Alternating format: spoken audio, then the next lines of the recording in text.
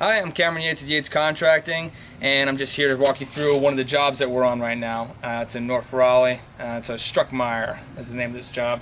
And basically we did a restoration job here. So they had some issues with some rot, and some pretty bad issues with some rot, so we went ahead and came in and fixed the problem. So I'll show you pretty much what caused the issue, how we fixed it, and what it looks like right now at this stage in the job.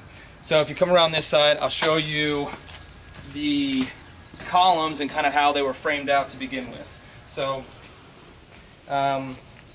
we had 4 columns all the way across here, and they all had exactly the same problems. They were all trimmed out as just like this back column on this side. So I'll show you this column, and I'll show you what the issues, kind of what causes the issues and where they stem from. So a lot of times they would box these columns in. So they'd put a frame around, and then they trim everything out on the outside. All this, even nowadays, a lot of it is done with wood. And what happens is in all these corners, all these little crevices, everywhere around here, if they don't have a proper seal on them and the caulking isn't kept up with, if you're not caulking it every year and painting it, eventually you'll get water in there. And as soon as it's in there, it gets trapped and everything starts rotting from the inside out.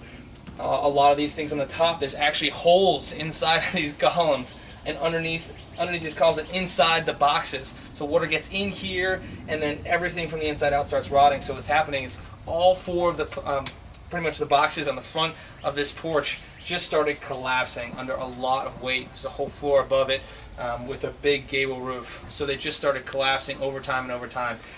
So what we needed to do was, for one, be able to lift the roof back up, because it had sank down about 3/4 of an inch to about an inch at a level. So to get even the posts out to begin with, we needed to shore them up and to put something to jack that roof up. So what we use are these, and they're a pretty basic jack. It just basically works off of a screw. And what you're able to do is we bolt these down to the floor, and we're able to use a 4x4 post at whatever length we want. So we kind of tighten this up, that's basically as far as it'll go.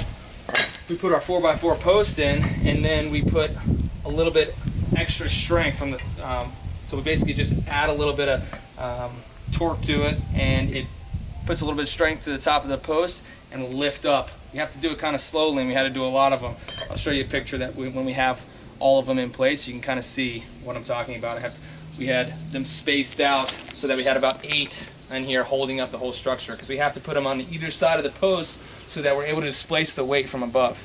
So what we do is, after we have those in place, we go by each one and slowly lift up the roof so that there's no more pressure on these columns. And then we were able to take them out pretty much one by one. So as soon as the columns were all out, we were able to take out all the rotted wood.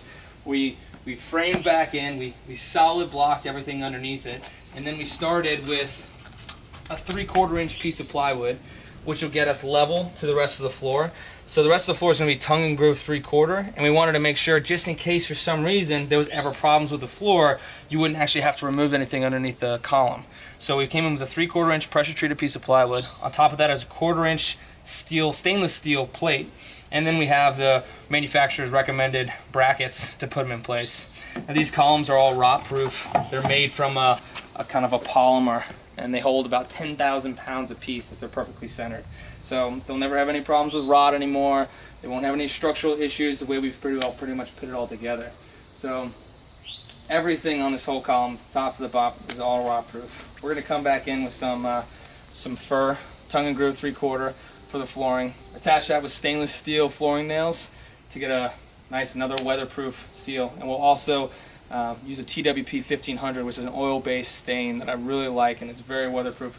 Put on the tongues, the grooves, and the bottoms, and as soon as everything's installed, we'll sand the whole top down, get it nice and smooth, and then put 2 more coats on the top to really give them a nice finished look, nice weatherproof look. So this is where we are on this project right now, and hopefully we can show you some pictures when we all finish up, give you a nice idea on what it kind of looks like. So anyway, I'm Cameron Yates with Yates Contracting, and I hope you enjoyed the video. And if you did, please subscribe, hit the bell for notifications, and you'll pretty much get notified whenever we post some new videos. And I'm Cameron Yates, and this is Remodeling America.